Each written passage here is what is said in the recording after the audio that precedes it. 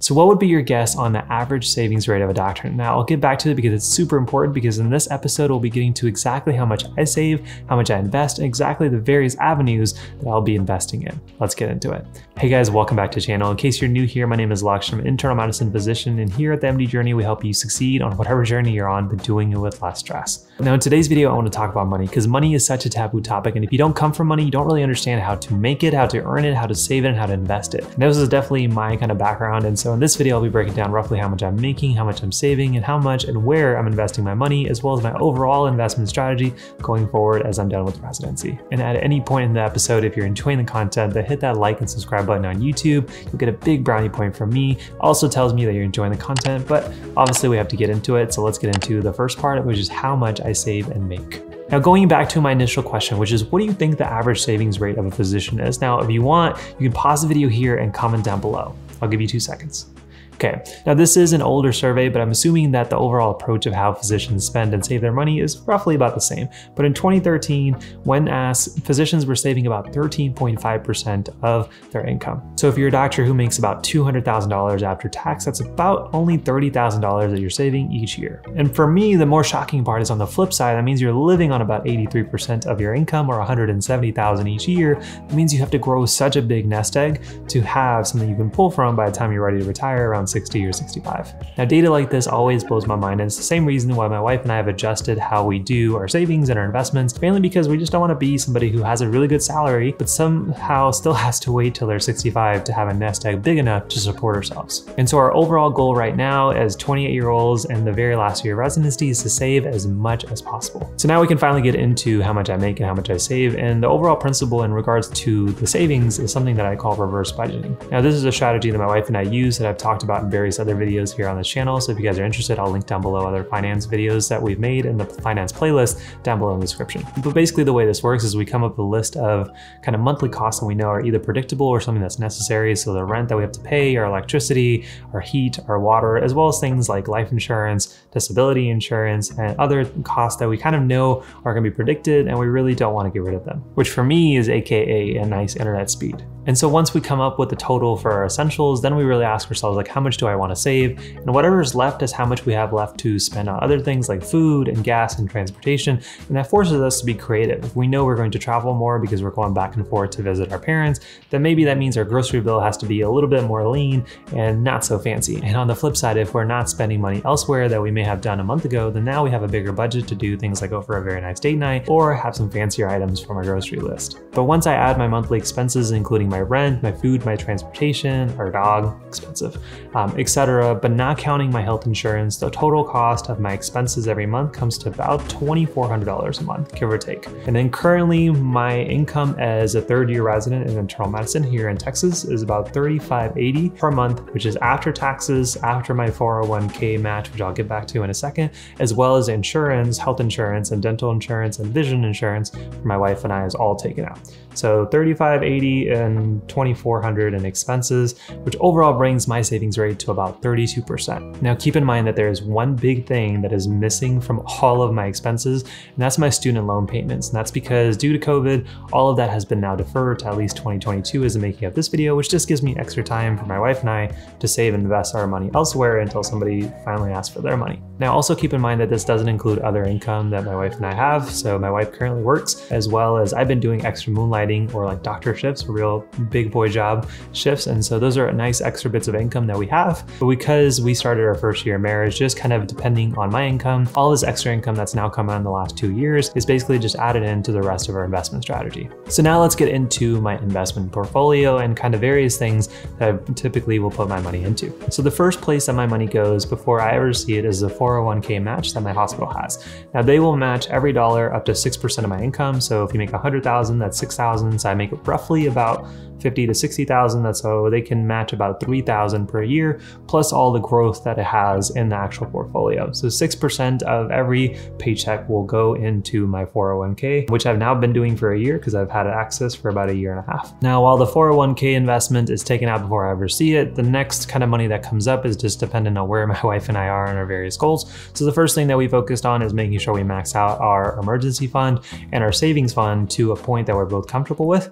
And then every year we go ahead and max the first thing is our Roth IRA. So $6,500 for both of us, or $13,000 that we've now been doing successfully for the last 3 years. So 401k, emergency fund, savings account, and then we go ahead and max out our Roth. And the majority of the money that is both in the 401k as well as the Roth IRA is typically in a total market index fund that's been growing very nicely for the last several years that we've been doing it. But I do also hold some individual shares in my IRA in companies like Amazon, Apple, Tesla, AT&T, and Disney. I love you, Disney. Now, given our salary and our savings rate, it takes a few months at the start of each year to be able to max out our Roth IRA. But once we do that, then our investment strategy changes pretty dramatically. And this is where our investment portfolio starts to broaden. So first up, we have cryptocurrency, which is about 5% of all the money that we do choose to invest. Now, cryptocurrency, if you're not aware, is pretty volatile, just depending on who gets in and out of the market. Majority of our money is put into either Bitcoin or Ethereum, which we've been doing for the last about 1.5 years.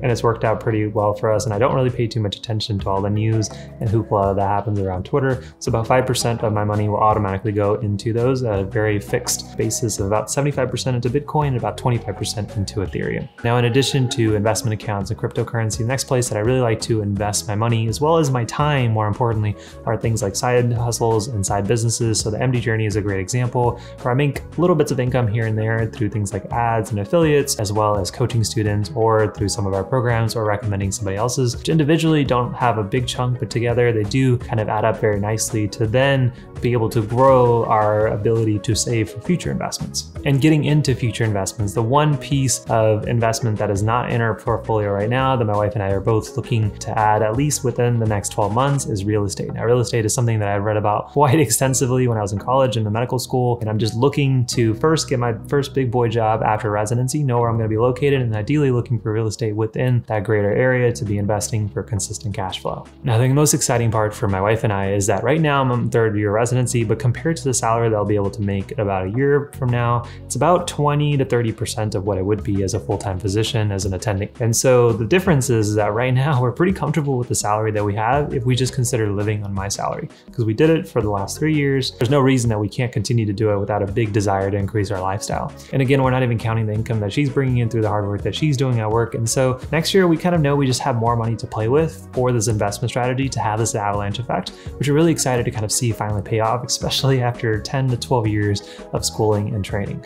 So to close out this video, I thought it'd be helpful to go ahead and break my overall investment strategy going forward. Now, compared to now to what I'll be making about a year from now, my salary will dramatically increase.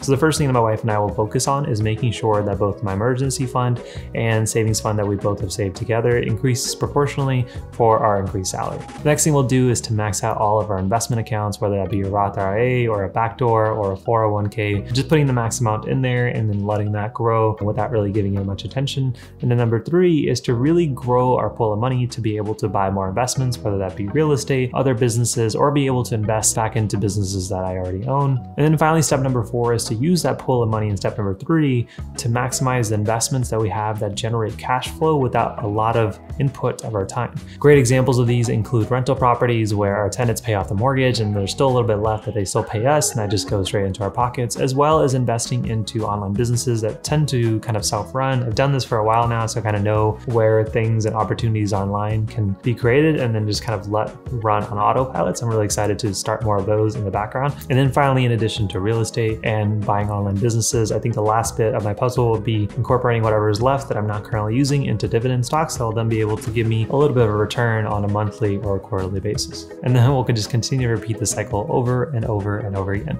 Continue to keep the savings rate low. Ideally, our savings rate will drop below maybe 15 to 12% next year, compared depending on the salary that we'll be having. And then we'll just continue to repeat this process, keeping our savings rate low, increasing the amount of money that we're saving to go into investments that then bring more money into our pocket, and just repeating the cycle. So again, avalanche effect. The most important part of this is the more we increase step number 4 of increasing the amount of rental property income that we get or online businesses, if that is higher than what I make as a full-time physician, then eventually I'm basically considered financially free. I'm no longer dependent on the salary that my employer may give me for working as a doctor. And so the more that I save and the more that I invest, the quicker this process will happen. So it'll be really exciting to see this video in 5 years and kind of understand where I am at that point. Now guys, in all honesty, I know after this video, there's some of you that are like understood everything that I said, and some of you who are probably like, oh, maybe like 10% is probably what I understood from him. To be quite honest, that's probably what most people hear on a normal basis, but in case you are interested in learning more about finances, it's super important that you're working hard at the position, you're studying hard, but you also want to know what to do with the money that you'll be making in the near future. There are a lot of finance videos here on YouTube, things on this own channel. I'll link down below the playlist that I've made of strategies and paying off debt and savings that my wife and I are using to be able to do strategies like this if you found this intriguing. If you want to learn even more, then we have finance videos for you on the MDJourney Academy, which I'll link down below, as well as all the other resources that come with it. If you're interested at all, definitely recommend the link down below. So most importantly, guys, I'm really curious, if you're watching this on YouTube, comment down below and let me know what you think of my strategy. If you hate it or if you like it, tell me what's wrong with it, but be nice because I'm still learning. I'm by no means a financial guru. I'm just kind of learning just like you guys are. But if you did enjoy this episode, go ahead and hit that like and subscribe button. Consider hitting that notification bell. More videos going out just like this one on a weekly basis. If you're listening to this on a podcast platform, consider hitting that follow and subscribe button on your favorite podcast listening platform. But regardless, guys, as always, thank you for being a part of my journey. Hopefully I was a little help to you guys on yours. If you did enjoy this video, then check out this video right here on exactly how much debt I have in medical school. Right there, that one. But I'll see you guys in the next one. Take care, my friends. Peace.